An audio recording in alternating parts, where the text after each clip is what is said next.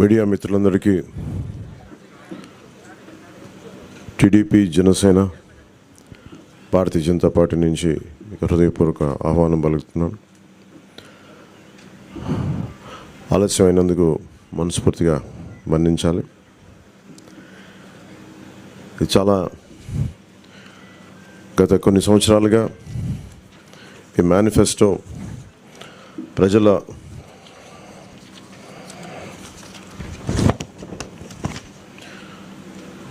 తెలుగుదేశం పార్టీకి, జనసేనకి, రెండు పార్టీలకి ముఖ్యంగా వచ్చిన రిప్రజెంటేషన్స్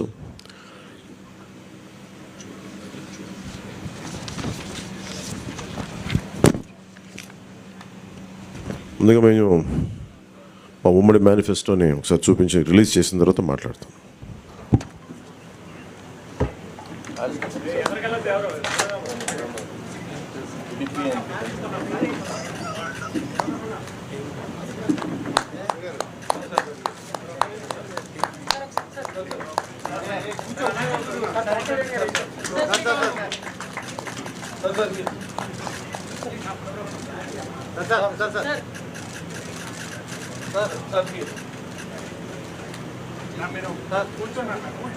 కూర్చోవాలన్నా మీరు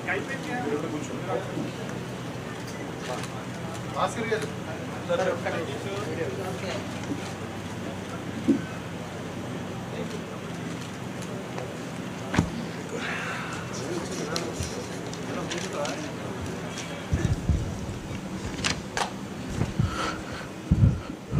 okay.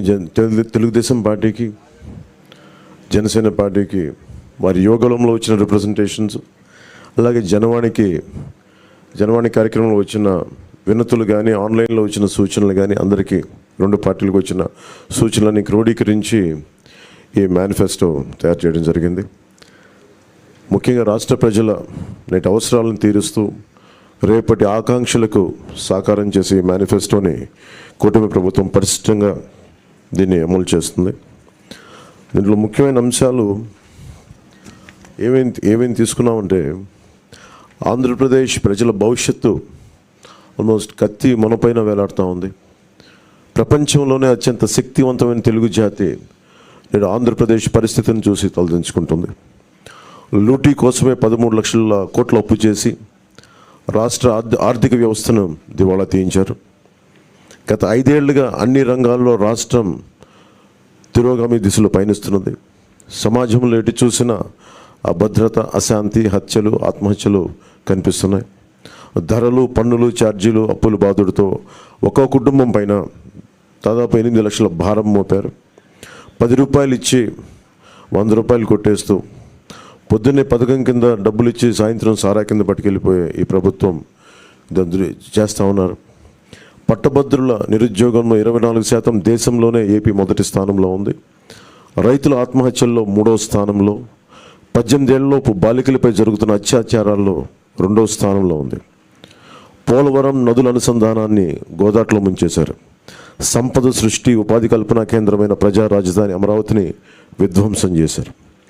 SC, ST, BC, minority sub plan నిధుల్ని 1,00,000 కోట్లు దారి మళ్లించారు.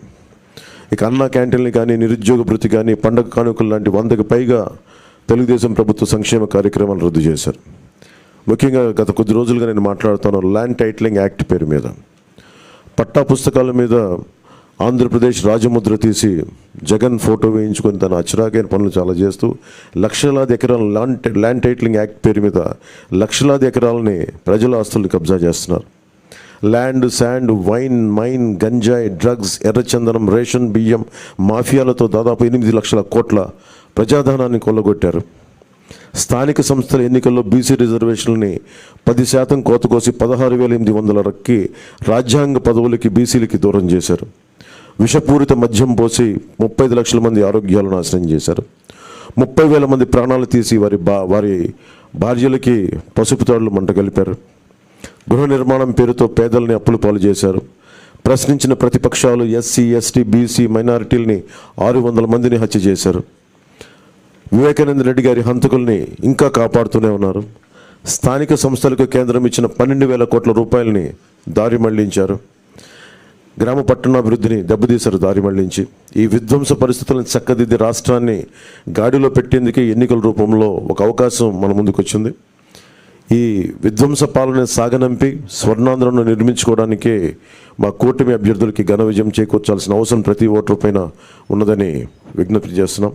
తెలుగుదేశం పార్టీ చేసిన సూపర్ 6, అలాగే జనసేన ప్రతిపాదించిన షణ్ముఖ వ్యూహం, ఈ మూడిటితో కలిపి ముందుగా మేము 12తో ప్రారంభించి ఈరోజు సంపూర్ణంగా అన్ని ఎస్సీ ఎస్టీ అన్ని రకాల వర్గాలకి, ముస్లిం మైనారిటీలకి, క్రిస్టియన్లకి, అన్ని సంఘాల వాళ్ళకి, అన్ని రంగాల వాళ్ళకి చాలా సమగ్రంగా ఏర్పడిన కూటమి ఇది మన ఈ మేనిఫెస్టో. ఇది ముఖ్యంగా దీంట్లో నేను మీ దృష్టికి తీసుకొచ్చేది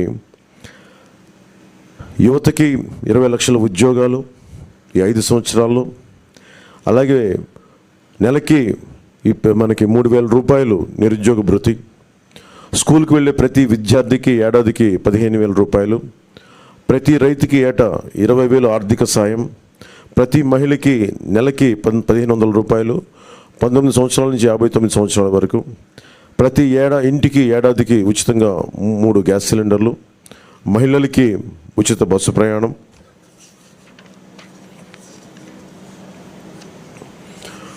మత్స్యకారులకు సంబంధించి సముద్ర వేట విరామ సమయంలో మత్స్యకారులకు 20,000 రూపాయల ఆర్థిక సాయం, GO2 2017ని రద్దు చేస్తాం, బోట్ల మరమ్మతులకు కానీ ఆధునిక కమ్యూనికేషన్లకు కానీ ఆర్థిక సాయం అందిస్తాం.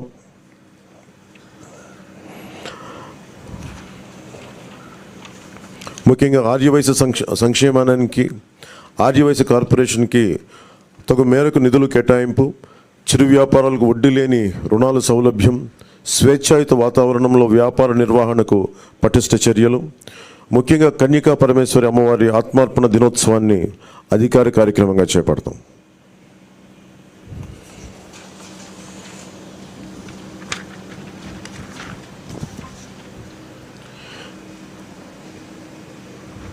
ఆక్వా రంగానికి సంబంధించి అవసరం ఉన్న జిల్లాల్లో 5,000 టన్నులు నిల్వ సామర్థ్యం కలిగిన కోల్డ్ స్టోరేజ్లు, అన్ని జోన్లో ఉన్నవారికి విద్యుత్ యూనిట్కి గతంలోలాగే ₹50 సరఫరా చేస్తాం, ట్రాన్స్ఫార్మర్ల ధర తగ్గిస్తాం, ఏవియేటర్లపై సబ్సిడీ అందిస్తాం.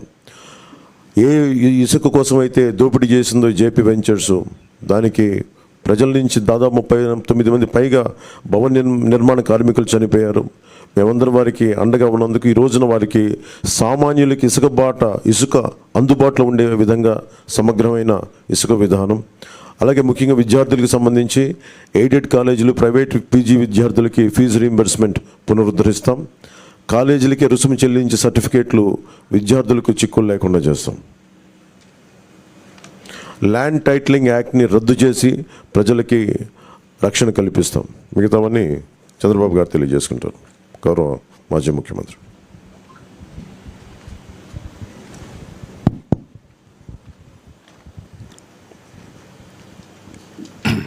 గౌరవనీయులు కొద్దిగా వాళ్ళు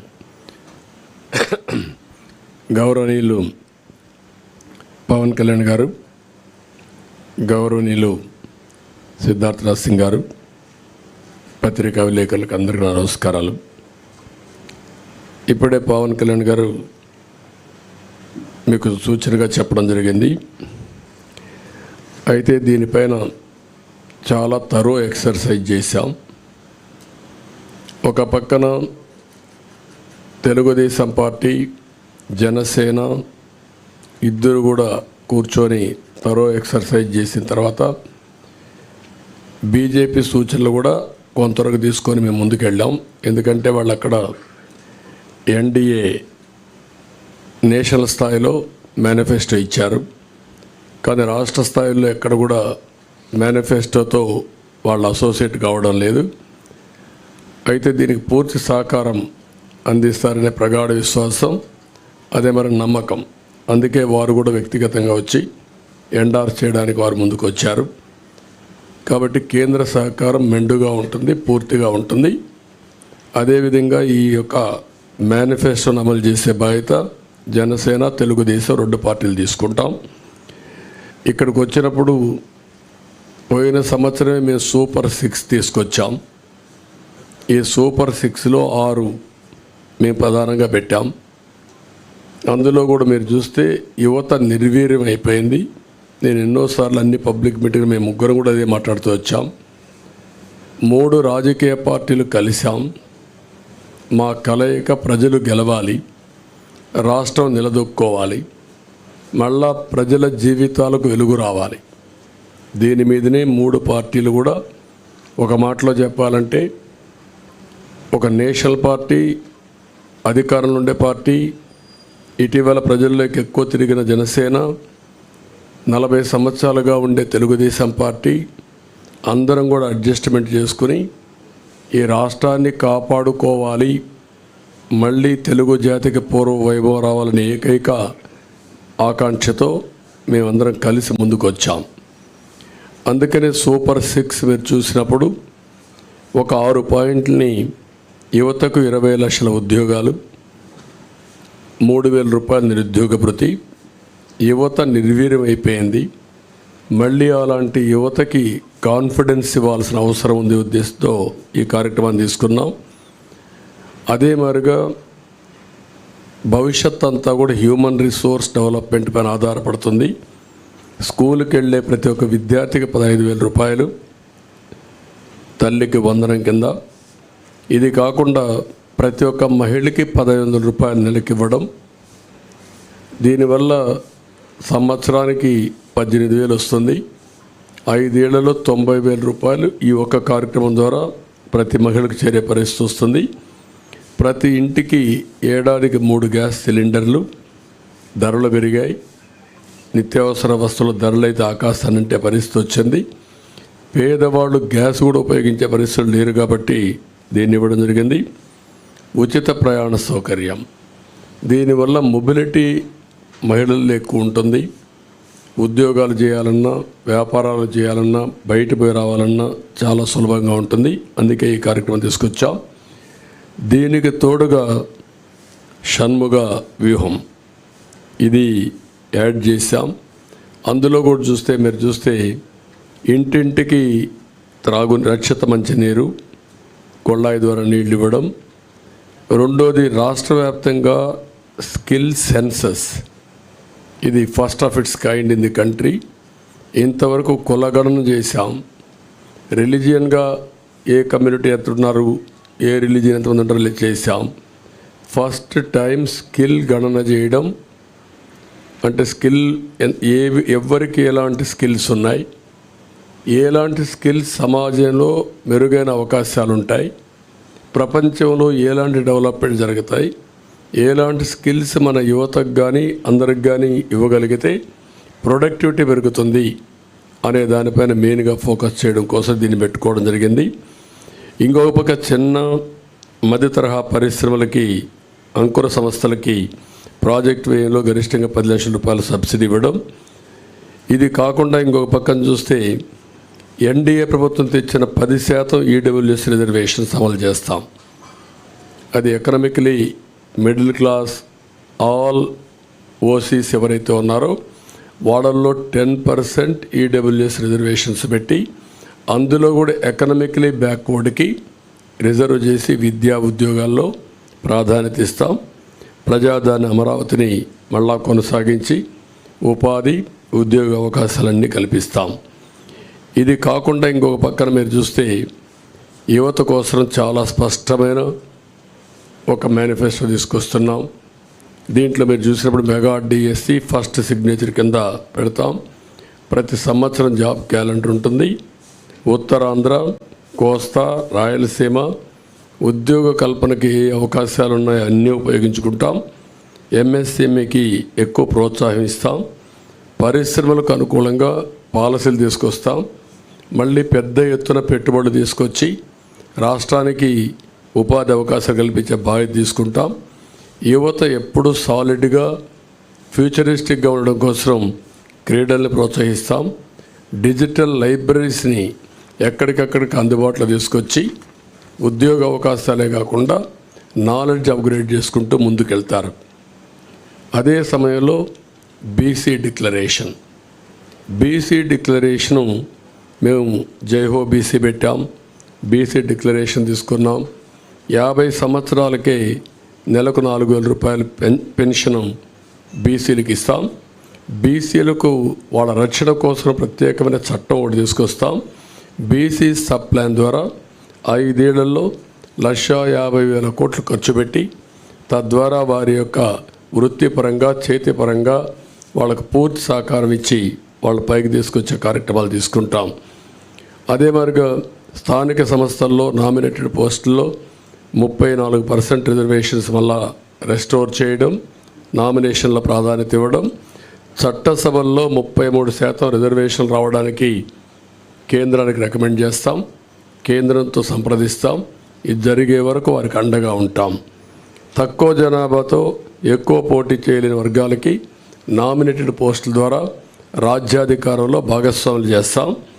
ఇది కాకుండా బీసీ వాళ్ళ కులాల దామాషా ప్రకారం 140 బీసీ కులాలు ఉన్నాయి. ఆ కులాల్లో కొంతమంది ఎక్కువ ఉన్నారు, కొంతమంది తక్కువ ఉన్నారు. అందరి యొక్క జనాభా దామాషా వారి యొక్క ఎకనమిక్ కండిషన్ బట్టి వాళ్ళందరినీ కూడా ఎవాల్యుయేట్ చేస్తాం. దీని ప్రకారం కార్పొరేషన్లు పెట్టి అన్ని కార్పొరేషన్లకు నిధులిచ్చి తద్వారా వాళ్ళని ఆర్థికంగా పైకి తేవడం కోసం కృషి చేస్తాం. స్వయం ఉపాధికి ప్రతి సంవత్సరం ఒక 10,000 కోట్లు ఖర్చు పెడతాం బీసీల కోసం. ఇంకొక పక్క ఆదరణ కింద ఒక 5,000 కోట్లు ఖర్చు పెట్టి ఆధునిక పనిముట్లు అప్పజెప్పి వాళ్ళ యొక్క వృత్తిపరంగా చేసుకునే పనుల్లో ఆదాయాన్ని పెంచడం కోసం ముందుకు పోతాం. ఒక్కొక్క కులంలో వారసత్వంగా కొన్ని వృత్తులు వస్తూ ఉంటాయి. ఈరోజు యాదవులు ఉన్నారు. యాదవులు ఎప్పుడు కూడా పాడి పరిశ్రమ పైన ఎక్కువ ఆధారపడతారు. అందుకే ఈసారి పాడి పరిశ్రమకు కూడా ఇన్సూరెన్స్ పెట్టి అన్ని ఆవులు కానీ గేదెలు కానీ వీటికన్నిటికి ఇన్సూరెన్స్ పెట్టి ఎక్కువ రుణాలు ఇచ్చి ఆధునీకరణలో వాళ్ళని కూడా ఇన్వాల్వ్ చేసి వాళ్ళని డెవలప్ చేస్తాం. అదే మరి కురబ కులస్తులను చూస్తే గొర్రెల పెంపకంలో కూడా వాళ్ళు ఉంటారు. ఈరోజు అత్యాధునిక ప్రమాణాలతో మనం డెవలప్ చేసే అవకాశాలు ఉన్నాయి. అలాంటి పరిస్థితుల్లో వారికి ఇది వృత్తిపరంగా వారిని ఎంపవర్ చేస్తాం. చేనేత పరిశ్రమకి ఎవరైతే బాగా ఇబ్బందుల్లో ఉన్నారో అలాంటి వారందరికీ పవర్ లూమ్స్కి ఒక 500 యూనిట్లు, హ్యాండ్లూమ్కి 200 యూనిట్లు ఉచితంగా కరెంట్ ఇస్తాం. 24,000 రూపాయలు సంవత్సరానికి వాళ్ళకి ఇచ్చే బాధ్యత తీసుకుంటాం. ప్రతి కుటుంబానికి కూడా ఒక 24,000 రూపాయలు ఇచ్చి వాళ్ళని ఆదుకుంటాం. ఇవి కాకుండా ఈరోజు నాయీ బ్రాహ్మణులకి వాళ్ళ గౌరవ వేతనం దేవాలయాల్లో పనిచేసే అందరికీ 25,000 రూపాయలు గౌరవ వేతనం ఇప్పిస్తాం. షాపులకు 200 యూనిట్లు కరెంటు ఉచితంగా ఇస్తాం. గీత కార్మికులకి మద్యం షాపుల్లో 10% రిజర్వేషన్లు పెడతాం. వడ్డరికి క్వారీల్లో 15% రిజర్వేషన్లు పెడతాం. రాయల్టీ సీనరీ ఛార్జీల్లో మినహాయింపు ఇస్తాం. ఇది కాకుండా రజక దోబిఘాట్ల నిర్మాణానికి ప్రోత్సాహాలు ఇస్తాం. అదే మరి దోబిఘాట్ల కోసం పవర్ కూడా 200 యూనిట్లు ఉచితంగా ఇచ్చి వాళ్ళని ఆదుకుంటాం. మత్స్యకారులు ఎవరైతే ఉన్నారో విరామ సమయంలో వేటకు పోలేని సమయంలో 20,000 రూపాయల ఆర్థిక సహాయం చేసి 217 జీవోని రద్దు చేస్తాం. వారిని అన్ని విధాలు ఆదుకోవడానికి బోట్ల మరమ్మతులు కానీ కొత్త బోట్లు కొనియడం కానీ ఇవన్నీ చేస్తాం. ఎక్కడికక్కడ ఏవైతే చిన్న చిన్న పోర్ట్స్ ఇవన్నీ ఉన్నాయో దానికి కూడా ప్రాధాన్యత ఇచ్చి వారిని ఆదుకోవడం కోసం ముందుకెళ్తాం. స్వర్ణకారుల అభివృద్ధి కోసం కొత్తగా ఒక కార్పొరేషన్ పెడతాం. వారిని కూడా ఆదుకుంటాం. ఎవరైతే ఈ ప్రభుత్వంలో అతి దారుణంగా తోట చంద్రయ్య, అమర్నాథ్ గౌడ్, జల్లయ్య యాదవ్, పాల సుబ్బారావు ఇలాంటి వ్యక్తులను అతి క్రూరంగా చంపేశారు, ఆ కేసులని రీఓపెన్ చేస్తాం. తప్పకుండా కఠినంగా యాక్షన్ చేసి వాళ్ళందరిపైన కఠిన చర్యలు తీసుకొని వాళ్ళ ఆత్మకు శాంతి కలిగే విధంగా బీసీల కోసం మేము పనిచేస్తాం. ఇంకొక పక్క మహిళలు ఉన్నారు. నేను ముందే సూపర్ 6లో 4 కార్యక్రమాలు మహిళలకే ఇచ్చాం. అదే సమయంలో డాక్రా సంఘాలకి ఎంపవర్ చేయడం కోసం 10 లక్షల రూపాయల వరకు రుణాలు ఇచ్చి వడ్డీ లేని రుణాలు ఇచ్చి వాళ్ళని ఆదుకుంటాం. అదే సమయంలో ఈరోజు జరిగే విధానం చూస్తే 10 రూపాయలు ఇచ్చి 100 రూపాయలు అలాగే ఇస్తున్నారు, 1000 రూపాయలు దోచేస్తున్నారు. ఆ విధానానికి స్వస్తి చెప్పి సంపద సృష్టించడం తెలిసిన పార్టీలు ఇవి. అటు కేంద్రంలో ఉండే ఎన్డీఏ సంపద సృష్టిస్తూ ఉంది. అదేవిధంగా పవన్ కళ్యాణ్ గారు కూడా సంపద సృష్టించి ఆ సంపద పేదవాళ్ళకి చేర్చాలనేది ఆయన ఆలోచన. ఈ 3 పార్టీలు కూడా కలిసి సంపద సృష్టిస్తాం, ఆదాయాన్ని పెంచుతాం, పెంచిన ఆదాయాన్ని మళ్ళీ పేద ప్రజలకు అందజేస్తాం. అదే సమయంలో హ్యాండ్ హోల్డింగ్ చేసి మనం ఇచ్చిన డబ్బులతో ఎక్కువ ఆదాయాన్ని సంపాదించుకునే మార్గం కూడా చూపిస్తాం. మా సిద్ధాంతం చేపనివ్వడమే కాదు, చేపలు పట్టేది కూడా నేర్పించాలని, దానికి కావలసినటువంటి స్కిల్స్ కానీ వసతులు కానీ ఏర్పాటు చేసి వారిని పైకి తేవాలనేది మా ఆలోచన. దానికోసమే ఈరోజు P4 ఉంది. చాలామంది గుర్తుపెట్టుకోవాలి. ఈరోజు ఎకనామిక్ రిఫార్మ్స్లో P3 అంటే పబ్లిక్ ప్రైవేట్ పార్ట్నర్షిప్తో రోడ్లు వచ్చాయి, ఎయిర్పోర్ట్లు వచ్చాయి, పోర్ట్లు వచ్చాయి, టెలికమ్యూనికేషన్ వచ్చింది, పవర్ వచ్చింది. దీనివల్ల సంపద వచ్చింది, పోటీ పెరిగింది, సమర్థత పెరిగింది. అదే సమయంలో ఈరోజు మా ఆలోచన భవిష్యత్తులో P4 అంటే పబ్లిక్ ప్రైవేట్ పీపుల్స్ పార్ట్నర్షిప్. ఈరోజు 10% పై బాగా ఆర్థికంగా పైకి వచ్చిన వాళ్ళు, కనీసం ఒక 20 మంది కిందన ఆర్థికంగా వెనుకబడిన వాళ్ళని పైకి తెచ్చే సామాజిక బాధ్యత తీసుకోవాల్సిన అవసరం ఉంది. ఇది జరగాలి. అందుకే ఏ పని చేసినా పేదవారి కోసం చేయాలనుకుంటున్నాం. దీనికి ప్రత్యేకమైన శ్రద్ధ పెట్టాం. పేదరిక నిర్మూలన అసాధ్యం కాదు. ఈ టెక్నాలజీ పెద్ద హ్యాండీగా ఉంది మనకు. నాలెడ్జ్ ఎకానమీ సాధ్యం. ఇది చేయడం కోసం అందుకే మేము తీసుకున్నది కూడా మీరు చూస్తే కాంప్రహెన్సివ్గా తీసుకున్నాం. ఇక్కడ కూడా మీరు గుర్తుపెట్టుకోవాల్సింది 2047 చాలామందికి అనుమానం ఉంది. ఎట్లా చేస్తారని చెప్పి మాట్లాడుతున్నారు మా క్రిటిక్స్ అందరూ. సంపద సృష్టించడం తెలిసిన పార్టీ తెలుగుదేశం పార్టీ. ఆ సంపద సృష్టి కూడా ఆటోమేటిక్గా ఏదైతే ఉందో ఒక ఎకో సిస్టమ్ క్రియేట్ చేస్తే డెస్ట్రాయ్ చేయకపోతే కంటిన్యూగా ముందుకు పోయే పరిస్థితి వస్తుంది. దానికి ఒక నిదర్శనం ఒక హైదరాబాద్, లేకుంటే ఐటీ రంగం, అలాంటివన్నీ చేసి ముందుకు వెళ్తాం. అదే సమయంలో అంగన్వాడీ కార్యకర్తలను ఆదుకుంటాం. ఉద్యోగాలు చేసే మహిళలకు హాస్టల్ వసతి ఏర్పాటు చేసి వాళ్ళకి రక్షణగా నిలబడతాం.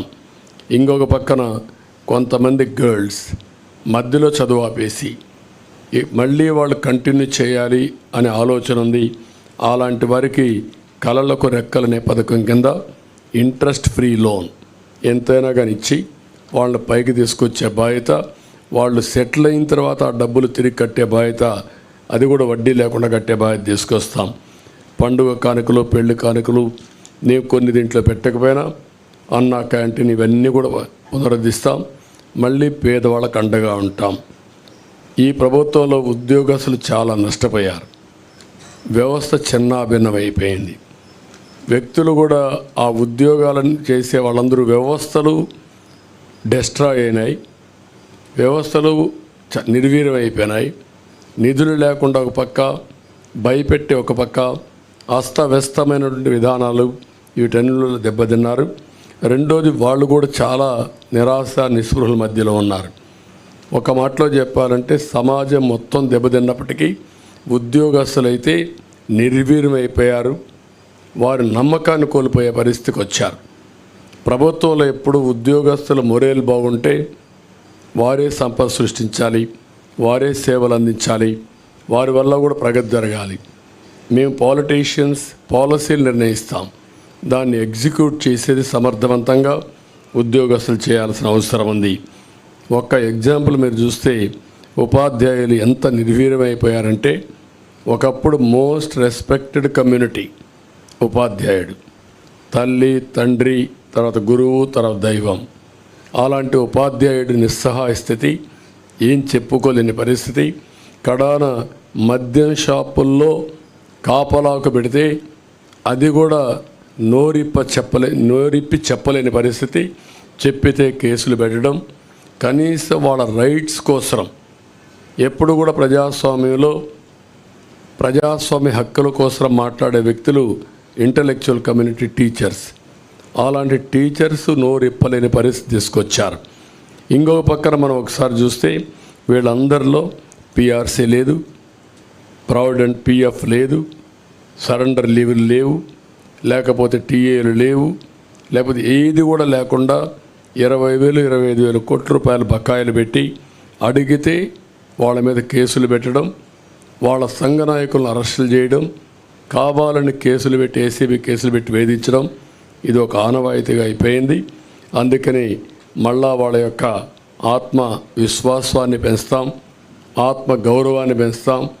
ఆ విధంగా పీఆర్సీ ఇవ్వడం కానీ, పీఆర్సీ వచ్చే లోపల ఇంటీరియం రిలీఫ్ కూడా ఇస్తాం.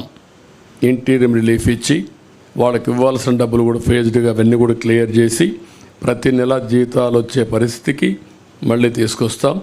ఆర్థిక వ్యవస్థని మెరుగుపరుస్తాం. అదే మరిగా ఏదైతే సిపిఎస్ ఉందో ఆ సిపిఎస్ను కూడా సమీక్ష చేసి ఏ విధంగా దీన్ని చేస్తే పరిష్కార మార్గం సరైన మార్గం చూపించగలుగుతామో దానికి కూడా ఒక సమస్య పరిష్కారం కోసం కృషి చేస్తాం. ఇది కాకుండా తక్కువ జీతాలు పొందే అవుట్సోర్సింగ్ కానీ, లేకపోతే అంగన్వాడీ కానీ, లేకపోతే మీకు పోలీసు వ్యవస్థల్లో ఉండే వీళ్ళందరికీ కానీ వాళ్ళందరినీ ఏ విధంగా చేయాలి అవన్నీ చేస్తాం. వాలంటీర్స్కి కూడా ఒక 10,000 రూపాయలు వేతనం పెంచుతాం. పాడి పరిశ్రమ స్వయం ఉపాధికి ఉపయోగపడుతుంది. దీన్ని కూడా పెద్ద ఎత్తున అభివృద్ధి చేస్తాం. ఇది కాకుండా కాపు సంక్షేమం కోసం ఒక 15,000 కోట్ల రూపాయలు ఖర్చు పెడతాం.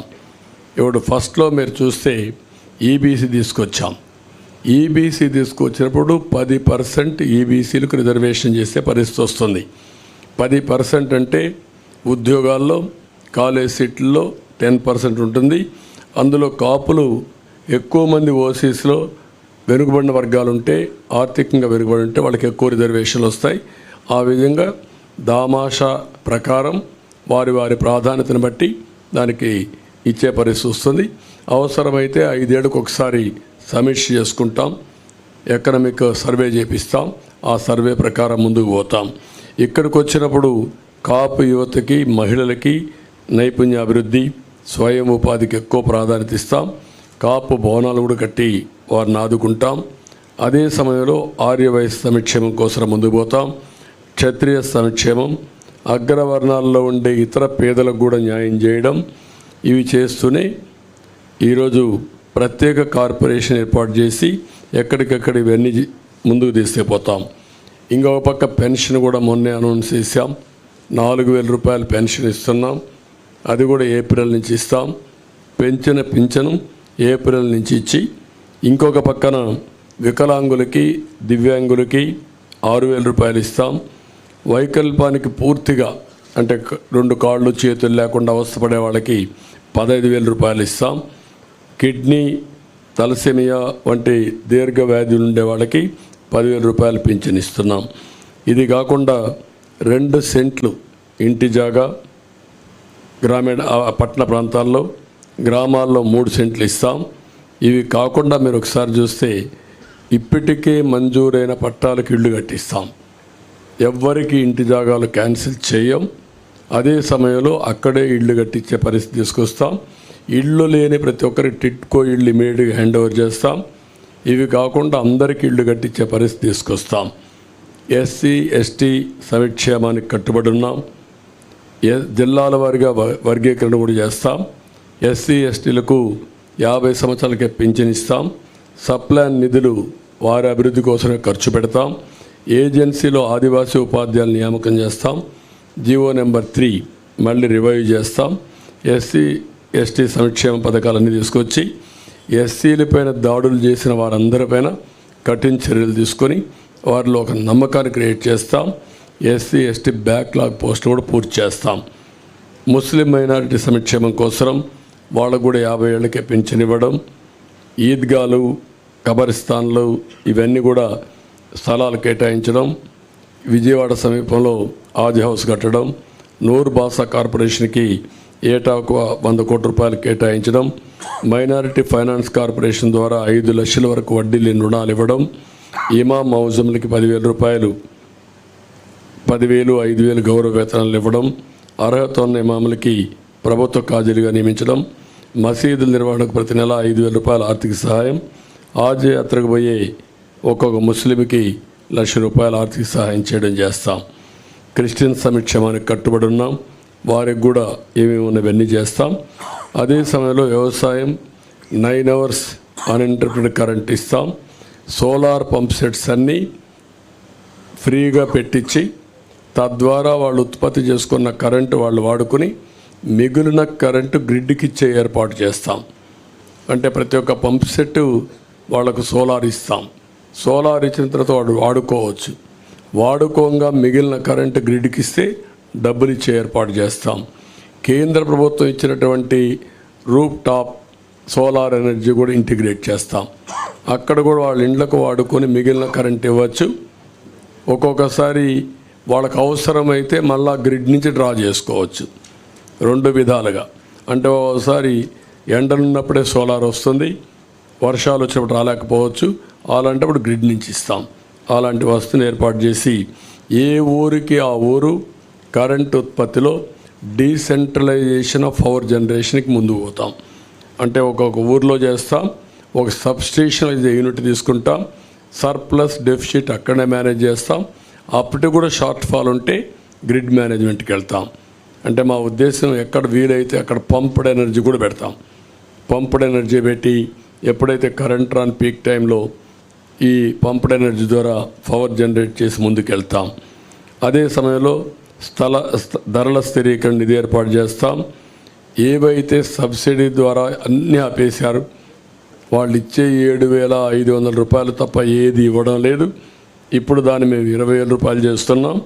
ఇది కాకుండా మళ్ళీ ఏవైతే యంత్రాలు కానీ ఇవన్నీ కూడా ఏమేమి చేయాలో అవన్నీ చేస్తాం. కౌలు రైతులకు గుర్తింపు కార్డులు ఇస్తాం. ఇంకొక పక్క ప్రతి పార్లమెంట్లో 1,000 ఎకరాలు ఏవైతే ZBNF ఉందో సేంద్రియ వ్యవసాయం ఒక మోడల్ ఫార్మ్స్ తయారు చేస్తాం. దీన్ని ఇంకా బాగా విస్తరించి ఒక ఆదర్శంగా ముందుకు తీసుకెళ్తాం. ఎక్కడికక్కడ గిడ్డంగులు, కోల్డ్ స్టోరేజ్ ఇవన్నీ ఇంప్రూవ్ చేస్తాం. డ్రిప్ ఇరిగేషన్కి 90% సబ్సిడీ ఇస్తాం. ఇది కాకుండా సెరికల్చర్ రైతులను ఆదుకుంటాం. అగ్రికల్చర్ మనం అక్వాకల్చర్ రైతులకు కూడా ఒక యూనిట్కి ₹50 కరెంట్ ఇస్తాం. ఇంకొక పక్క ల్యాండ్ టైటిలింగ్ యాక్ట్, ఇది nothing but Jagan land grabbing act. అతను ల్యాండ్ గ్రాబ్ చేయాలనుకుంటున్నాడు, అందుకే ఇలాంటి నల్ల చట్టాలు తీసుకొస్తున్నాడు. దీని పేరే జగన్ ల్యాండ్ గ్రాబింగ్ యాక్ట్.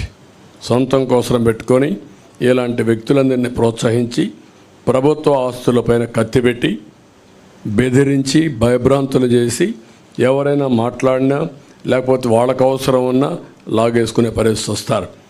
ఇప్పటికే ఈ రాష్ట్రంలో 40 ఏళ్ళు 50 ఏళ్ళు సంపాదించిన ఆస్తులు మెడ మీద కత్తిపెట్టి రాయించేసుకున్నారు. అది ఒక పోర్టు కావచ్చు, లేకపోతే ఇంకొక పక్క ఒక భూమి కావచ్చు, ఒక ఇండస్ట్రీ కావచ్చు, లేకపోతే ఒక క్వారీ కావచ్చు, ఒక మైనింగ్ కావచ్చు. ఏదైనా సరే మీరు చూస్తే మొత్తం రాగించుకున్నారు. ఎందుకు పోర్ట్లు చేతులు మారాయని అడుగుతున్నా, ఎందుకు సెజ్లు చేతులు మారాయని అడుగుతున్నా, ఎందుకు స్టూడియోస్ చేతులు మారాయని అడుగుతున్నా, ఎందుకు ఆస్తులు బలవంతంగా చేతులు మారాయని అడుగుతున్నా. There is no answer. ప్రతి ఒక్కరూ ఏ స్థాయికి వచ్చారంటే మా ప్రాణాలు ఉంటే చాలు, మేము బ్రతికితే చాలు, ప్రాణాలుంటే వేరే ప్రాంతాలకు పోయి 10 రూపాయలు సంపాదించుకుంటాం, ఇక్కడుండి మేము ప్రాణాలు పోగొట్టుకోలేమనే ఉద్దేశంతో సరెండర్ చేసేసారు. 30 ఏళ్ళు 40 ఏళ్ళు సంపాదించిన ఆస్తులవి. అలాంటి దుర్మార్గమైన కార్యక్రమాలు జరిగాయి. అవన్నీ కూడా నేను ఎగ్జాంపుల్ చెప్పమంటే అన్నీ చెప్పడానికి సిద్ధంగా ఉన్నా. రేపు గవర్నమెంట్ వస్తానే ఒకటి కాదు ఎందుకు మారాయో నేను అడుగుతున్నా. కాకినాడ సెజ్ ఎందుకు మారింది, కాకినాడ పోర్ట్ ఏంటి, గంగవరం పోర్ట్ అన్నీ ఒకటి కాదు. మైనింగ్ ఈరోజు సిలికాన్ మైనింగ్ మన గూడూరు దగ్గర ఉన్నాయి. ఒక్క ఓనర్ ఉన్నాడు, ఒరిజినల్ ఓనర్. దాంట్లో రాష్ట్రంలో క్వారీస్ ఉన్నాయి, కనీసం చిన్న చిన్న క్వారీస్ కూడా మొత్తం లాగేశారు. ఒక్క క్వారీ ఎవరి దగ్గర లేదు. గ్రనైట్, గెలాక్సీ గ్రనైట్ ఎందుకు చేతులు మారాయి, ఎవడు తీసుకున్నాడు? ఎవరైనా బరి తెగించి నువ్వు చంపేసినా పర్వాలేదు అని అడ్డం తిరిగిన వాళ్ళు క్యాన్సిల్ చేసి హెవీ ఫైన్స్ వేసి ఆపరేట్ చేయకుండా చేసి సమయం వచ్చినప్పుడు చూసుకుంటాను గమ్మునుండే పరిస్థితికి వచ్చారు. ఈరోజు మీరు చూశారు శాండ్ విషయంలో సుప్రీంకోర్టు మేము ఎన్ని ఆదేశాలు ఇచ్చినా మీరు యాక్షన్ చేయడం లేదు కాబట్టి ఇమ్మీడియట్ నిలపండి, ఎక్కడ కూడా ఇసుక తవ్వడానికి వీలు లేదు, ఇమ్మీడియట్గా మాకు కౌంటర్ ఫైల్ చేయమని గవర్నమెంట్కి ఇక్కడ డిపార్ట్మెంట్కి ఆదేశాలు ఇచ్చే పరిస్థితి వచ్చింది. ఎన్నిసార్లు కామెంట్ చేశారు హైకోర్టు, ఎన్నిసార్లు కామెంట్ చేశారు సుప్రీంకోర్టు, ఎన్జిటి ఎంత స్పష్టమైన ఆదేశాలు ఇచ్చింది అంటే కోర్టులు అంటే లెక్కలేదు, రెగ్యులేటరీ ఏజెన్సీస్ అంటే లెక్కలేదు, ఇష్టానుసారంగా చేసే పరిస్థితికి వచ్చారు. అందుకే మేము వస్తానే జగన్ ల్యాండ్ గ్రాబింగ్ యాక్ట్ని రద్దు చేస్తాం. ఇది ఆయన కోసం పెట్టుకున్న ల్యాండ్ గ్రాబింగ్ యాక్ట్. ఇది నన్ను అడిగారు భాస్కర్ రెడ్డి అనే వ్యక్తి పులివెందల్లో జగన్మోహన్ రెడ్డి సతీమణిని అడిగారు. ఏమడిగారు? మా నాన్న మా తాత ఇచ్చిన భూమి పైన మీ ఫోటో ఎందుకు పెట్టుకున్నారు, మీ ఆయన ఫోటో ఎందుకు పెట్టుకున్నారు అడిగారు. రాజముద్ర పడవలసింది ఎక్కడ? ఇలాంటి ఫోటో వేస్తే ఎవరు సహిస్తారని అడుగుతున్నా. What is the answer? నువ్వు అంటున్నావు కదా నన్ను మెచ్చారని, సమాధానం చెప్పు. నువ్వు ఇచ్చావా ఈ ఆస్తి? మీ తాత ఇచ్చాడు ఈ ఆస్తి? నీ సాక్షి పేపర్ నుంచి సంపాదించి ఇచ్చారా?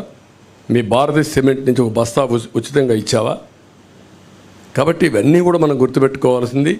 ప్రజలు మాటలాడలేని పరిస్థితి, నిస్సహాయ స్థితికి నెట్టేసి భయభ్రాంతులు చేసి పోలీసులు పెట్టుకొని ఐహ్యాండెడ్గా మాట్లాడితే అరెస్టులు చేసి, అరెస్ట్ చేసిన తర్వాత వాళ్ళు పోలీస్ టార్చర్ చేసి ఇలాంటి దుర్మార్గమైన పనులు చేశారు. కాబట్టి దీనిపైన ఇప్పుడు అన్నీ అయిపోయినాయి. ఇప్పుడు కడాన ప్రైవేట్ ఆస్తులపైన కూడా పెట్టారు. ఇప్పుడు చాలామంది రాష్ట్రం వదిలిపెట్టి వెళ్ళిపోతున్నారు. నిన్న మీరు చూశారు ఒక అమ్మాయి ఆరుద్ర, ఆ ఆరుద్ర అమ్మాయి వారణాసికి వెళ్ళిపోయింది. వారణాసికి వెళ్ళిపోయి మళ్ళా తిరిగి నేను రావాలంటే ఈ ప్రభుత్వం పోతే వస్తాను, నేను రాలేనని చెప్పే పరిస్థితికి వచ్చింది. మీ అందరికీ ఐడియా ఉంది ఆరుద్ర ఏ విధంగా ఫైట్ చేసిందో. రంగనాయకమ్మ ఏం తప్పు చేసింది ఆవిడ? ఈ రాష్ట్రం వదిలిపెట్టి వేరే రాష్ట్రానికి పొట్ట కోసరం పోయే పరిస్థితి వచ్చేసింది. కనీసం లైవ్లీహుడ్, తిండి కోసం వేరే రాష్ట్రానికి వారిపోయే పరిస్థితికి వచ్చారు. ఇది అరాచకాలకు పరాకాష్ట. ఇప్పుడు ఫైనల్గా ఈ ల్యాండ్ టైటిలింగ్ యాక్ట్ పేరుతో జగన్ గ్రాబింగ్ యాక్ట్ తీసుకొచ్చారు. సాగునీటి ప్రాజెక్టులు అన్నిటికల్లా చాలా పెద్ద సమస్య ఉంది. ఈరోజు గుక్కడి నీళ్ళు లేవు, తాగడానికి నీళ్ళు లేవు, సాగునీరు లేదు.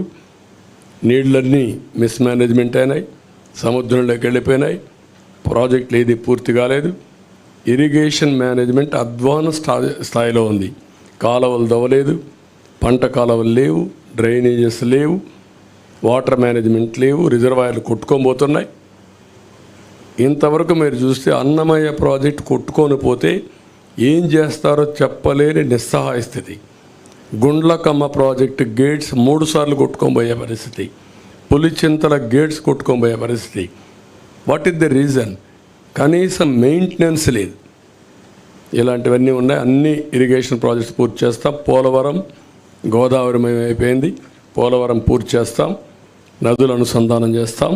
అక్కడి నుంచి ఆల్ ప్రాజెక్ట్స్ ప్రాధాన్యత ఇచ్చి ముందుకు తీసుకెళ్తాం. అదే మరి కార్మికులకు రవాణా రంగం, ఇందులో కూడా మీరు చూస్తే ఆల్ డ్రైవర్స్ వాళ్ళని ఓనర్ చేసే విధంగా 4 లక్షల రూపాయల వరకు సబ్సిడీ ఇచ్చి 5% వడ్డీతో వాళ్ళకు రుణాలు ఇప్పించే బాధ్యత తీసుకుంటాం.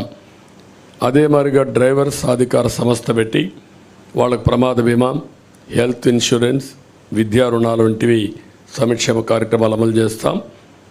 బ్యాడ్జి కలిగిన ప్రతి ఆటో డ్రైవర్కి, ట్యాక్సీ డ్రైవర్కి, ఇవే లైసెన్స్ కలిగిన ప్రతి లారీ టిప్పర్ డ్రైవర్కి 15,000 రూపాయలు సంవత్సరానికి ఆర్థిక సహాయం చేస్తాం ఆల్ డ్రైవర్స్కి. జీవో నెంబర్ 21 ఇది ఫైన్లు భారం తగ్గించిన రద్దు చేసి మళ్ళీ ఫ్రెష్గా తీసుకొస్తాం. గ్రీన్ ట్యాక్స్ కూడా తగ్గిస్తాం. అసంఘటిత రంగ కార్మికుల కోసం చంద్రన్న బీమా మళ్ళా తీసుకొస్తాం. భవన నిర్మాణ బోర్డు పునరుద్ధరిస్తాం. ముఠా కార్మికుల సంక్షేమానికి ప్రత్యేకమైన బోర్డు కూడా తీసుకొస్తాం. మళ్ళీ ఇన్సూరెన్స్ చంద్రన్న బీమా పథకాన్ని తీసుకొచ్చి సహజ మరణానికి 5 లక్షలు, యాక్సిడెంట్ జరిగిపోతే 10 లక్షల రూపాయలు ఆర్థిక సహాయం చేస్తాం. ఫస్ట్ టైం హెల్త్ ఇన్సూరెన్స్ తీసుకొస్తున్నాం. ప్రతి ఒక్క కుటుంబానికి 25 లక్షల రూపాయలు హెల్త్ ఇన్సూరెన్స్ చేస్తాం. 25 లక్షల రూపాయలు ఇన్సూరెన్స్ ఇప్పిస్తాం. ప్రతి ఒక్కరిది డిజిటల్ హెల్త్ కార్డ్స్ ఎస్టాబ్లిష్ చేస్తాం. ప్రతి ఒక్క మండలంలో జనరిక్ మెడికల్ షాప్ ఒకటి పెడతాం. అవి పెట్టినప్పుడు చాలా కాస్ట్ ఎఫెక్టివ్గా ఉంటుంది. అవి కూడా పెట్టి అందరికి అందుబాటులో పెడతాం. బీపీ, షుగర్ వంటి నాన్ కమ్యూనికబుల్ డిసీజెస్ ఉండే వాళ్ళందరికీ ఉచితంగా జనరిక్ మెడిసిన్స్ని సప్లై చేస్తాం. విద్యుత్ ఛార్జీలు నియంత్రణ చేస్తాం. మళ్ళా కట్టడి చేస్తాం. అవినీతి అరికడతాం. సమర్థత పెంచుతాం. ఇంకొక పక్క చెత్త పన్ను ఇలాంటివన్నీ కూడా రద్దు చేస్తాం. ఇంటి పన్నులు కూడా హేతుబద్ధత ఉండాలి. ఇవన్నీ కూడా ఎక్కడికక్కడ సమీక్ష చేస్తాం. పెట్రోల్, డీజిల్ కూడా ధరల నియంత్రణ చేస్తాం. మద్యం ధరల్ని నియంత్రణ చేయడమే కాకుండా విషపూరిత బ్రాండ్లు ఏవైతే ఉన్నాయో అవన్నీ రద్దు చేసి సమగ్రమైన ఎంక్వైరీ చేసి తద్వారా వీళ్ళు చేసిన తప్పుడు పనులను ఎస్టాబ్లిష్ చేసి ఎవరైతే కల్పరేట్స్ ఉన్నారో వాళ్ళని పనిష్ చేసి మళ్ళీ ఈ రాష్ట్రంలో ఇలాంటి స్పూరియస్ లిక్కర్ లేకుండా చేసే బాధ్యత తీసుకుంటాం. అన్నా క్యాంటీన్లు ఏర్పాటు చేస్తాం. ఇంకొక పక్కన రేషన్ పంపిణీ విధానం కూడా సమీక్ష చేస్తాం. Fee reimbursement, aided colleges, private fee విద్యార్థులకు ఫీజు ఇప్పిస్తాం. కాలేజీలకే రుసుము చెల్లించి మళ్ళీ సర్టిఫికెట్ రాకుండా పోవడం, ఎగ్జామ్స్ రాకుండా పోవడం ఇలాంటి సమస్యలు లేకుండా చేస్తాం. ఉచిత ఇసుక విధానాన్ని తీసుకొస్తాం. దానికి సమగ్ర పాలసీ తీసుకొస్తాం. పగడ్బందీగా కన్స్ట్రక్షన్ యాక్టివిటీ జరిగే విధంగా కార్యక్రమం తీసుకొస్తాం. విద్య కేజీ టు పీజీ సిలబస్ అంతా కూడా రివ్యూ చేస్తాం. రాష్ట్రంలో అనేక స్కూళ్ళు 117 జీవో వల్ల మూతపడిపోయినాయి. అవన్నీ ఏం చేయాలో చేస్తాం. విదేశ విద్యని మళ్ళీ ప్రారంభిస్తాం. మళ్ళీ అందరికి వర్తిస్తాం. 100 రోజుల్లో గంజాయి, అదే మరిగా ఏదైతే డ్రగ్స్, ఈ రెండు కంట్రోల్ చేస్తాం. ఐరన్ హ్యాండ్తో డీల్ చేస్తాం. ఉక్కు పదంతో అణిచివేస్తాం. ఎట్టే పరిస్థితుల్లో ఈ రాష్ట్రంలో డ్రగ్స్ ఉండడానికి వీల్లేదు, గంజాయి ఉండడానికి వీల్లేదు. 5 ఏళ్లలో ఒక్కసారి కూడా సమీక్ష చేయనటువంటి బాధ్యత లేని ముఖ్యమంత్రి. ఊరూరా నిత్యావసర మంచినీళ్ళు దొరకలేదు కానీ గంజాయి దొరికే పరిస్థితి వస్తూ ఉంది. అదే సమయంలో ఆక్వాకల్చర్ని అభివృద్ధి చేస్తాం. సమగ్ర అభివృద్ధి, ఇవన్నీ జరగాలంటే సమగ్ర అభివృద్ధితో ముందుకు పోవాల్సిన అవసరం ఉంది. ఆ సమగ్ర అభివృద్ధి చేస్తాం. మౌలిక సదుపాయాలను కూడా పూర్తిగా డెవలప్ చేస్తాం. గ్రామాల దగ్గర నుంచి రోడ్ ఇన్ఫ్రాస్ట్రక్చర్ ఉన్నది బెస్ట్ ఇన్ఫ్రాస్ట్రక్చర్ తయారు చేస్తాం. గ్రామాల నుంచి మండల హెడ్ క్వార్టర్ కానీ, మండలాల నుంచి జిల్లాలకు కానీ, జిల్లాల నుంచి మార్కెట్ ప్లేసెస్కి కానీ, పోర్ట్స్కి కానీ బెస్ట్ ఇన్ఫ్రాస్ట్రక్చర్, అది కూడా రోడ్ ఇన్ఫ్రాస్ట్రక్చర్ డెవలప్ చేస్తాం. దీనికి ఒక ప్రత్యేకమైన పాలసీ తీసుకొస్తాం. వాటర్ కూడా ప్రతి ఒక్క ఇంటికి చెడుగా కార్యక్రమం చేస్తాం. ప్రజా రాజధాని, ఈ రాజధానితోనే వెల్త్ క్రియేషన్ సాధ్యం. ఈ ప్రజా రాజధానిని మళ్ళీ పునరుద్ధరిస్తాం. పూర్వ వైభవం తీసుకొస్తాం.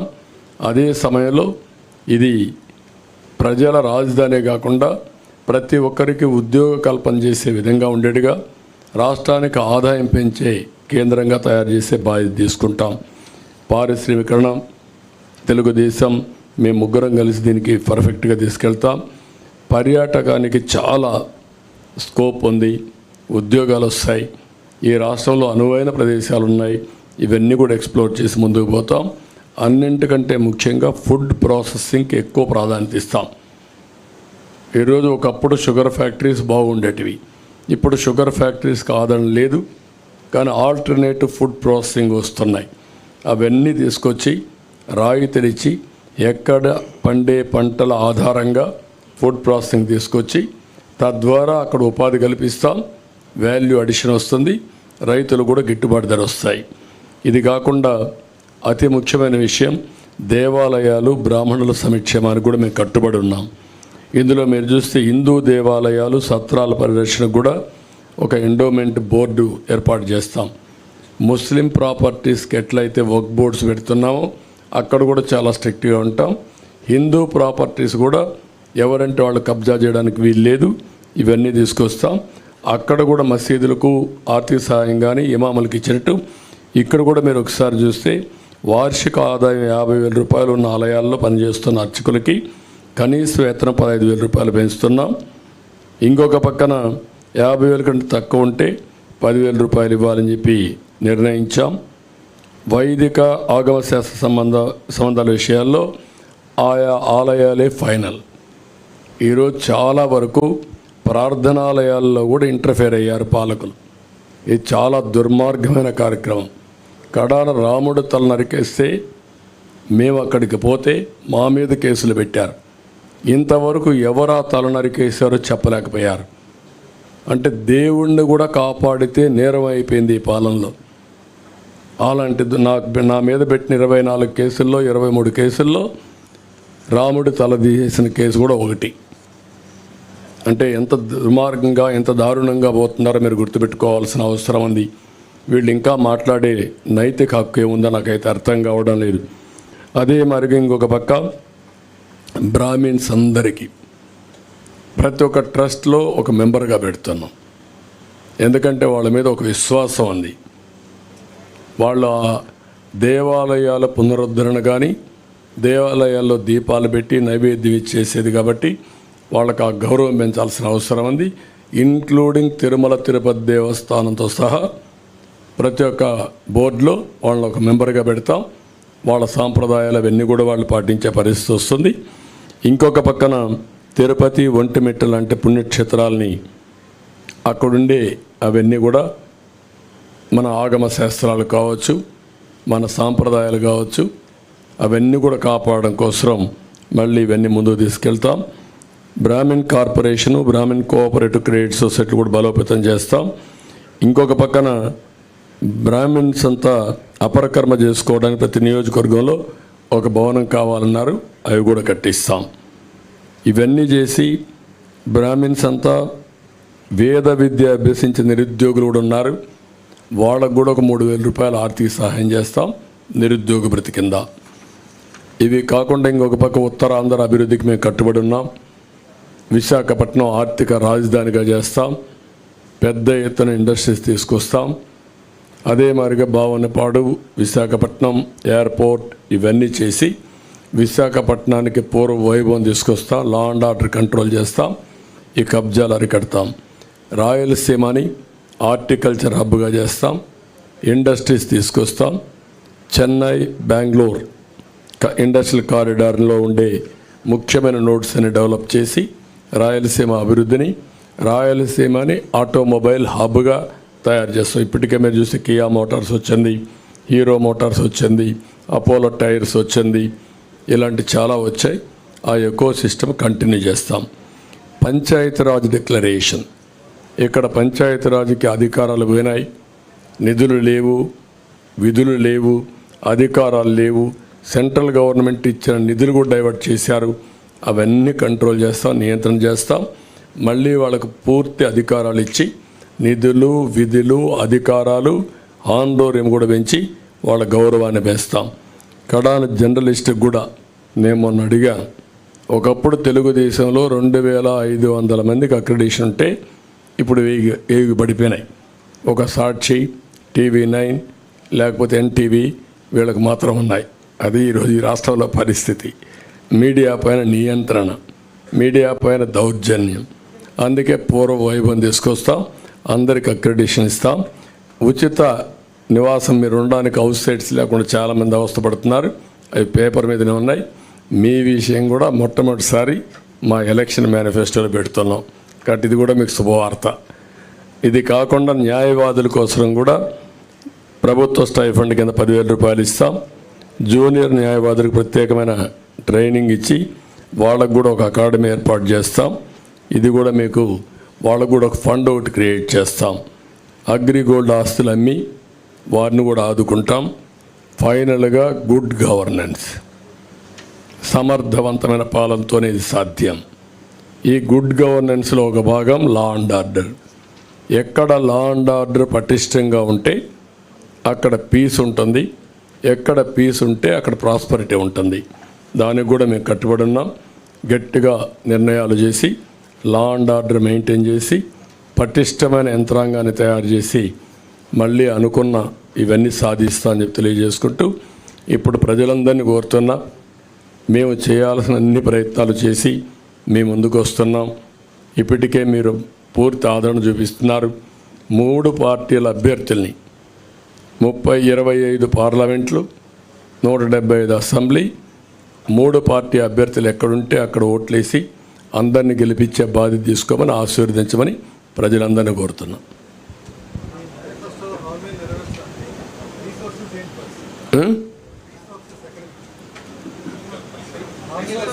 జగన్మోహన్ రెడ్డి ఎక్కడ తెచ్చాడు? సాక్షిని తెచ్చాడా? భారతిని తెచ్చాడా?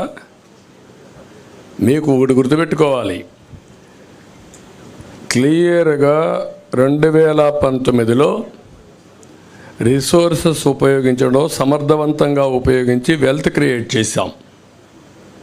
ఆ రోజు వచ్చిన ఇండస్ట్రీ కియా మోటార్స్ ఒక ఎగ్జాంపుల్ తీసుకోండి. 5 ఏళ్లలో గొల్లపల్లి రిజర్వాయర్ కట్టి కియా మోటార్ ఏర్పాటు చేసి ఫస్ట్ కారు నేనే మ్యానుఫ్యాక్చర్ అనేది తీసుకొచ్చాం. ఇప్పటికి 12 లక్షల కార్లు ఉత్పత్తి అయ్యింది, ప్రపంచం మొత్తం తిరుగుతున్నాయి. దానివల్ల లాభాలేంటి? 15,000 కోట్ల రూపాయలు పెట్టుబడులు పెట్టారు. దగ్గర 12,000-15,000 మంది పనిచేస్తారు డైరెక్ట్గా. దాని మీద ట్రక్ ఓనర్సు, ట్రక్ డ్రైవర్సు, అక్కడ ఉండే అకామిడేషను అన్నీ కలుపుకుంటే ఒక 30,000 కుటుంబాలు బాగుపడ్డాయి. దీనివల్ల ప్రభుత్వానికి ఆదాయం వస్తుంది, ట్యాక్సెస్ ద్వారా 1000 కోట్లనే వస్తుంది. ఆ డబ్బులతో మనం సంక్షేమ కార్యక్రమాలు ఇస్తున్నాం. మీరు ఒక్క ఎగ్జాంపుల్ చెప్పండి, 5 ఏళ్లలో ఒక్క పరిశ్రమ వచ్చిందా? ఒక్క డెవలప్మెంట్ జరిగిందా? ఆదాయం ఎక్కడి నుంచి వస్తుంది? అందుకే బిగినింగ్లో వచ్చిన ఆదాయం 5 ఏళ్లకు ఎత్తిపోయే పరిస్థితికి వచ్చింది. ఇప్పుడు అప్పులు చేశారు. ఇప్పుడు ఏమంటున్నాడు? నేనేమీ చేయలేనని చేతులెత్తేసే పరిస్థితికి వచ్చాడు. ఎందుకు చేతులెత్తేసాడు? Reason is very simple. ఇప్పుడు ఏమీ చెయ్యలేమనే పరిస్థితికి వచ్చేసాడు. అంటే ఎప్పుడు కూడా మీ ఖర్చులు మీ ఆదాయాన్ని 2 ఉంటాయి, అప్పులు కూడా ఉంటాయి. అప్పులు తెచ్చిన తర్వాత ఎగ్జాస్ట్ అయిపోయారు. నీకు అప్పిచ్చేవాళ్ళు లేడు. ఇప్పుడు అప్పిచ్చేవాళ్ళు లేరు, ఆదాయం వచ్చే మార్గాలు లేవు. ఆదాయ మార్గాలు మొత్తం క్లోజ్ చేసేసాం. అప్పులు ఇచ్చేవాళ్ళు చేతులెత్తే పరిస్థితికి వచ్చారు. ఇప్పుడు మిమ్మల్ని జప్తు చేసే పరిస్థితికి వచ్చారు. చేతులెత్తడం కాదు, జప్తు చేసే పరిస్థితికి వచ్చారు. ఒక్క అమరావతి ఒక ఎగ్జాంపుల్. 2,70,000 కోట్ల రూపాయలు ఆయన బటన్ నొక్కారంటున్నాడు. ఒక్క అమరావతిలో 3 లక్షల కోట్ల రూపాయలు యాజ్ ఆన్ టుడే ప్రజల ఆస్తి ఆవిరైపోయింది. వై? మీరేమీ చేసి ఉండక్కర్లేదు. యాజ్ ఇట్ ఈజ్ అమరావతిని వదిలిపెట్టుంటే 3 లక్షల కోట్లు వచ్చేది. దీనికి వ్యతిరేకంగా మీరేం చేశారు? 13 లక్షల కోట్లు అప్పు చేశారు. దానికి వడ్డీ కట్టాలి. అస్తవ్యస్త ఆర్థిక విధానాల వల్ల, విధ్వంసం వల్ల ఈ రాష్ట్రం సర్వనాశనం అయింది. ఆ మాట చెప్తున్నాం. ఎవరైతే మీరు అడిగే క్వశ్చన్కి 94-95లో జీతాలు ఇవ్వలేని పరిస్థితి హైదరాబాద్లో. గుర్తుపెట్టుకోండి, 3 నెలలకు ఒకసారి జీతాలు ఇచ్చాను. తర్వాత అక్కడి నుంచి నిర్ణయాలు చేశాం. 2004కు మిగుల బడ్జెట్, మిగుల కరెంటు సంపాదించాం. ఏం చేసామని ఆలోచిస్తే సంస్కరణలు తీసుకొచ్చాం, సంపద సృష్టించాం, ఆదాయాన్ని పెంచాం. ఆ మాటే చెప్పాం. మేము ఆదాయం పెంచే మార్గాలు మాకు తెలుసు, మళ్ళీ అభివృద్ధి చేసే మార్గాలు మాకు తెలుసు. అది చేయకుండా ఒట్టి మాటలతో, అదే కాకుండా మాకు ఒక బ్రాండ్ ఉంది, కమిట్మెంట్ ఉంది 3 పార్టీలకి. ఈరోజు దేశంలో నేను అడుగుతున్నా, ఇదే స్పీడ్లో పోతే నేను కూడా చెప్పాను, ఈయనకి డ్రైవింగే రాదు, పరిపాలన చేత కాదు. సరే బస్సు ఎక్కిచ్చారు, అందరూ కలిసి డ్రైవర్ సీట్లో కూర్చొని పెట్టాం. వాడు రివర్స్లో పోతానంటున్నాడు. డ్రైవింగ్ రాని వాడు రివర్స్ దొలితే ఏమవుతుందండి? అదే చేశాడు ఈ రాష్ట్రాన్ని. రివర్స్ టెండరింగ్ ఏంటి? బుద్ధుండేవాడు ఏమైనా చేస్తాడు రివర్స్ టెండరింగ్? మాట్లాడడానికి ఏమైనా ఉందా మీకు? మీరు రాసిన కొంతమంది ఉంది, బ్లూ మీడియా ఉందని కూడా వాళ్ళకి ఆనందం. వాళ్ళు ఏ ముంచేసినా పర్వాలేదు, వీళ్ళు ఇక్కడ ఉన్న కూడా ఉండరు. అలాంటి కమిట్మెంట్ లేని రాజకీయాలతో ఈ రాష్ట్రం నాశనం అయింది. ఈరోజు నేను ఒక ఎగ్జాంపుల్ చెప్పాను మీకు, సింపుల్ అండి. మీరంతా ఇంటలెక్చువల్స్. బైఫర్కేషన్ సమయంలో మనకు తెలంగాణకు పర్ క్యాపిటల్ ఇన్కమ్ వ్యత్యాసం 35,000. నేను 5 ఏళ్ళలో కష్టపడి 27,000కి తగ్గించాను. అక్కడ జనాభా తక్కువ, ఆదాయం ఎక్కువ. ఇక్కడ జనాభా ఎక్కువ, ఆదాయం తక్కువ. పర్ క్యాపిటల్ పెంచాలంటే చాలా ఎఫర్ట్స్ ఉంటాయి. ఇప్పుడు ఎంత అయింది? అది 27,000 45,000 అయింది. Can you imagine? నీకు ఆదాయం ఎట్టొస్తుంది? ఇక ఆదాయమే లేకపోతే నీకు ప్రభుత్వానికి ఆదాయం ఎక్కడి నుంచి వస్తుంది? ఎవడు ఖర్చు పెడతాడు? కొనుగోలు శక్తి ఎక్కడిది వచ్చింది? This is where I'm saying. Okay అమ్మా, మీరు బయలుదేరండి. ఒక్క నిమిషం కన్క్లూడ్ చేద్దాం. మాకిద్దరికి కూడా ప్రోగ్రాంలు ఉన్నాయి. ఆయన ఇప్పుడు పోలవరం వెళ్ళాలి, ఆయన తొందరలో, నేను కూడా పిఠాపురం వెళ్ళాలి, ఇది దెందులూరు వెళ్ళాలి, తెనాలి రావాలి. బ్రీఫ్గా అడిగండి ఒక క్వశ్చన్, ఏదైనా చెప్తాను. తప్పులేదు, ఎందుకంటే వాళ్ళు ఒక సిద్ధాంతపరంగా నేషనల్ లెవెల్లో ఎన్డీఏ ఉంటుంది. ఎన్డీఏ మేనిఫెస్టో ఇచ్చారు. ఏ రాష్ట్రంలో కూడా వాళ్ళు మేనిఫెస్టోలో ఇన్వాల్వ్ కావడం లేదు. సంఘీభావాన్ని తెలియజేస్తారు. ఆ మాట వారు కూడా చెప్తా, వినండి. Sir, BJP has given any assurance if they come into power, they will support Andhra Pradesh under leadership. Will they give a special status implementation? I think my support here from the BJP on the release of TDP and Jan Sena is in itself a message that this alliance is going to deliver for the people, aspiration of the people of Andhra Pradesh and the national aspiration at the national level. So, double engine Sarkar will work here once the results are out on the 4th June, and you will see how we work together. How many Lok Sabha seats you are expecting from Andhra Pradesh? Sir, we have already said there is a 400 par, 400 plus. Andhra will contribute the maximum percentage which comes from any other states. What are the BJP assurances to Andhra Pradesh, specifically on this occasion of manifesto? My sitting here is in itself a support, sir. It is a Janasena and TDP manifesto. I am asking about you. Sir, this is my manifesto is a national. Don't get confused. I'm a national party. We released a national manifesto. There was no other party, regional party with us. We released it. It's a TDP and Jan Sena alliance and BJP alliance is there, but they have released their manifesto. And BJP is sitting in support. What more do you want? సాధ్యం కాని అమలుకు సాధ్యం కాని హామీని ఇవ్వలేము. నేనేమన్నానంటే, అందుకే చెప్పా కదా, మేము సంపాదించే ట్యాంకులో నీళ్లు పెట్టాం, చెరువులో నీళ్లు పెట్టాం. ఆ నుంచి కాలువలో నీళ్లు తీసుకుపోయాడు. చెరువులో నీళ్లు అయిపోయినాయి ఇప్పుడు. అందుకే చేతులు ఎత్తేసాడు. మొన్నే యాక్సెప్ట్ చేశాడు. అతను ఫలితాలకు ముందే రాజీనామా చేసేసాడు. అసలు సన్యాసం చేశాడు. అయిపోయింది. ఇంక దానికంటే ఏం కావాలి నీకు? ప్రజలు ఏం కోరుకుంటున్నారు? భవిష్యత్తు కోరుకుంటున్నారు, ఫ్యూచర్ కోరుకుంటున్నారు, ఆశాజనకంగా ఉండాలని కోరుకుంటారు. అలాంటిది ఏమీ చేయలేని చేతులెత్తేసిన తర్వాత 5 ఏళ్ల తర్వాత వ్యత్యాసం ఏముంది? ఏమి లేదు కదా. 5 ఏళ్లకు ముందు నేను అమ్మఒడి ఇచ్చా, ఇప్పుడు అమ్మఒడి ఇస్తా. 5 ఏళ్లకు ముందు నాన్నబుడ్డి పెట్టా, ఇప్పుడు నాన్నబుడ్డి ఉంటుంది. అంతే కదా. మరి ఎప్పుడు కూడా గుర్తుపెట్టుకోవాల్సింది aspirational India. What Modiji is talking? 2047 Viksit Bharat. India will be number 1. Indians will be number 1. పేదరికం లేని దేశంగా ఉండాలనేది ప్రగాఢమైన నమ్మకం మాకు. అందుకే నా కోరిక ఏంటి? 2047కి ఆయన వికసిత్ భారత్ చేస్తే వికసిత్ ఆంధ్రప్రదేశ్ ఉండాలి. తెలుగు భారత్. అదే సమయంలో తెలుగు వాళ్ళు నెంబర్ 1గా ఉండాలి. ఒక ఆంధ్రప్రదేశ్లో కాదు, ప్రపంచంలోనే తెలుగు వాళ్ళు నెంబర్ 1గా ఉండాలి. నా కోరిక, మోడీ గారి కోరిక, ఇండియన్స్ నెంబర్ 1గా ఉండాలనేది. ఈ రెండు కూడా ఒకటి ఐడియాలజీ. జగన్మోహన్ రెడ్డి కోరిక నార్త్ కొరియా చేయాలని, అదే ఆయన కోరిక.